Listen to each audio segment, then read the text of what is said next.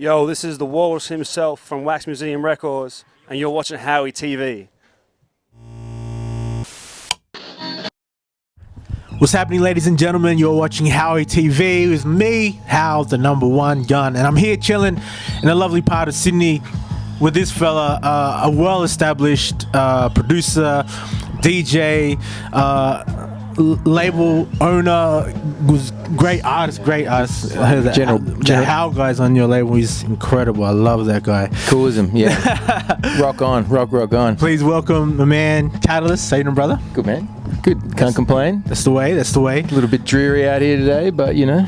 Yeah, you know, we're just enjoying it. We can just enjoy it. Sydney's always never too bad, never too cold. Can't complain. That's the one. Now, I said up top, a well-established producer, music collector as well.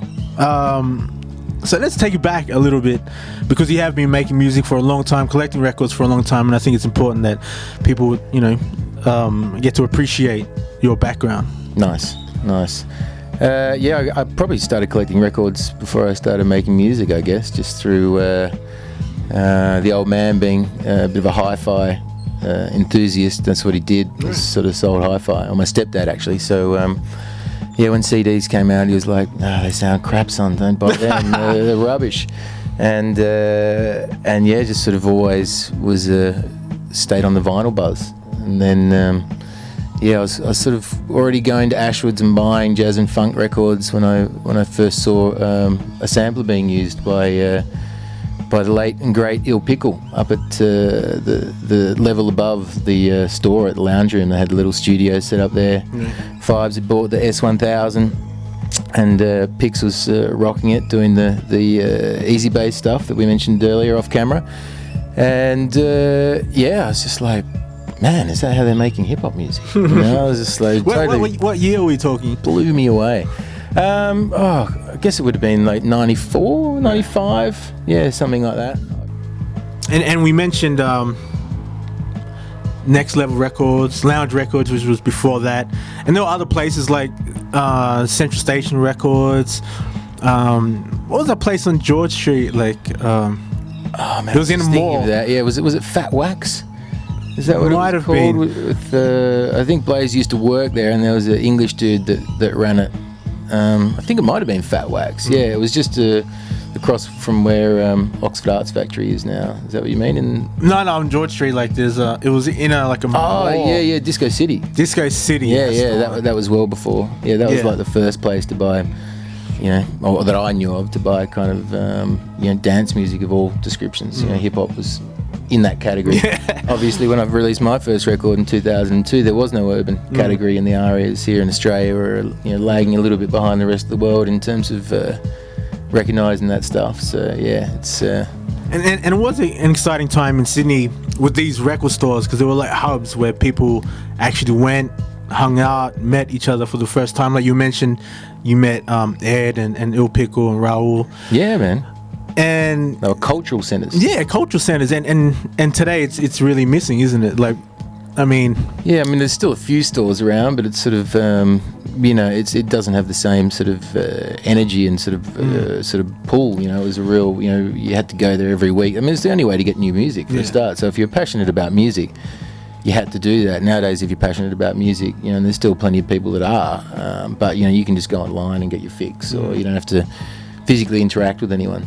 So yeah, places like Good Groove, you know, all those sort of shops that even Soul Sense, they had some records there. Yeah, man, they were there. It was all part of the game. But yeah, there's still second-hand shops, I think, where people too still tend to get together on that more second-hand tip, whether it's digging or just collecting old records for the sake of it because you're into it.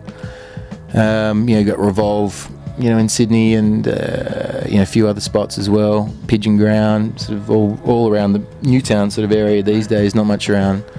A few shops still around Surrey Hills, record store, and a few other giants. And Melbourne has a, you know, a slightly richer second-hand record culture than we do. And you're obviously not one of those people that are hesitant to put people onto certain record stores. And oh man, yeah, the records are out there. I'm not there every day, so you know, get out there and get them. You know, the more people out there, you know, as a mate of mine says, good old Vinco, you know, get your hands dirty.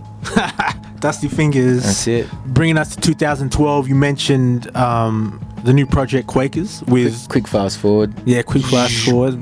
A couple of decades. Yeah.